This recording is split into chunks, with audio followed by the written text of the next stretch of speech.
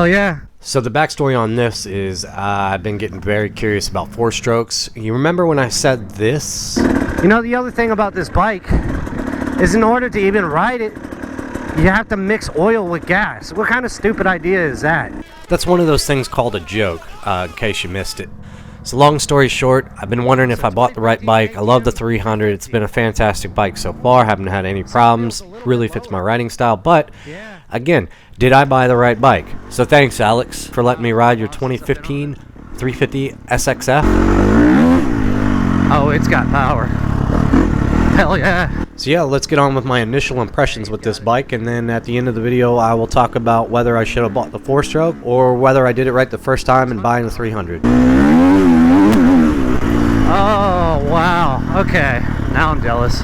No, y'all didn't just hear me say that.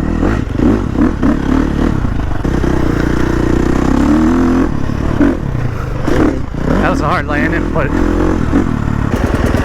what do you think? I like it. Yeah? I like it. It has a little weight, and then It's right. Yep. totally different. Yep.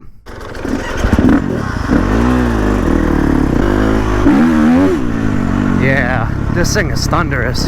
I watched another YouTuber, Adventure Squared. He's got one, and it's hard to tell how much power this thing actually has without riding it. Yep.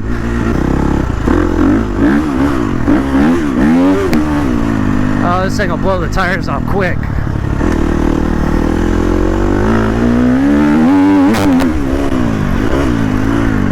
Oh, this thing. Okay. Alright, so brakes feel the same. Weight feels roughly the same. I mean, I could feel a little bit more weight on this, but not anything that would, like, deter me from riding it in an enduro cross or a hare scramble. You do feel a little bit, but not much. I mean, it's there. You know? The power is instant. And whereas mine, the 2-stroke, the top end builds, this thing, the power is just there. Like, see what I mean? On the 3-stroke, or on the 3-stroke, on the 2-stroke, you have the grunt down low. It's real soft, and then it builds into that kind of power. I would say that these things probably have roughly the same power on top end, without looking at any numbers, but they feel about the same on the top end. This thing's got some ass to it. I like it. It's a different power delivery than the 300, that's for sure. Suspension's a little harder. Brakes are the same.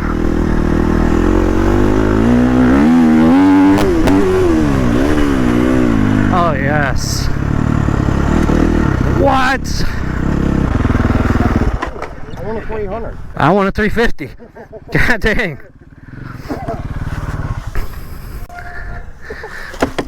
Dude, this thing is killer. The only thing I would have to do to yours is soften up that suspension a little bit. Other than that, it's fucking... That's going to be my winner thing, is try and figure out what to do. Right. Alright, so I think I've come to the conclusion that maybe for what I do, like real tight hare scramble type stuff, like single track woods riding, the stock suspension on that bike would be a little bit too hard, and the power delivery would be a little bit too dramatic down below. But again, you could fix that with parts. You know, soften up the suspension, maybe put a recluse on that thing, maybe put a map on there, and yeah, that thing would be freaking killer. I had the time of my life on that bike. That, if I do ever trade in my my 302 stroke, I'm getting a 350cc KTM. I still got to try the Beta 350 RR, but I kind of have a feeling it's similar as far as power delivery, but who knows? They're like a rocket ship. Again, thanks Alex for the ability to ride your bike. It was amazing. Had a blast on it.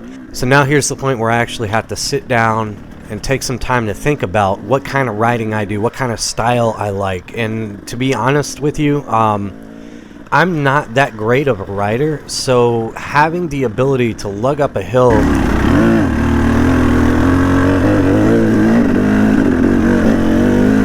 That's why I like this bike, man. It just climbs.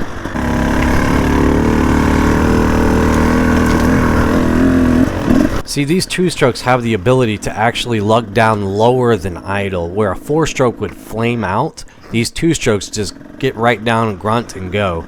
And the reason for that is because every time the piston comes up, it's on a firing stroke, versus a four-stroke, which is every other time it rotates up to the top. So that's why you get a lot of flame out with four strokes. A common solution for that would be a recluse. That way the RPMs would never drop down below where it would flame out.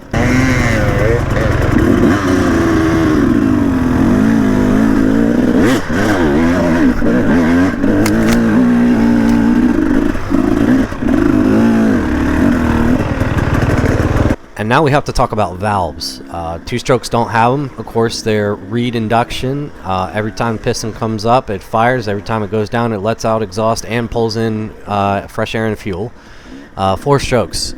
These higher-end four-strokes, you have to maintain them. They're higher tolerance, higher spec valves that have to be maintained. In a quick search around YouTube, I'm seeing KTMs blow up at 50 and 70 hours. I've got 50 hours on my 300 two-stroke, and I don't need anything. I don't even need a top end yet. Do I know how to check and maintain and correct the specifications of valves? Sure. It's not that hard, but it is a little time consuming. And right now in my life, one thing I don't have is time. Literally have no time at all. I'm barely getting out to ride as it is. So I'm telling you, I don't want to work on my bike. I just want to start it up and go. And guess what? It seems like my 300 might actually be more reliable. The old crappy two-stroke engine design might actually be more reliable, cc for cc here, power for power, than these hopped up four-strokes. So that's interesting. So now I have to make my final conclusion. Am I happy with my purchase of the 300, or am I still bit with that, I need to buy a four-stroke bug? Well, conclusion is I love my 300, and I can't believe I got that lucky the first time. I picked the right bike for me. I don't know if it's going to be the right bike for you, but I can tell you right now, with me, my riding style, my inability to go up hills, it's the perfect bike for me. Will I own a four-stroke in the future? Probably, absolutely. I love hearing those things bounce off the rev limiter so violently.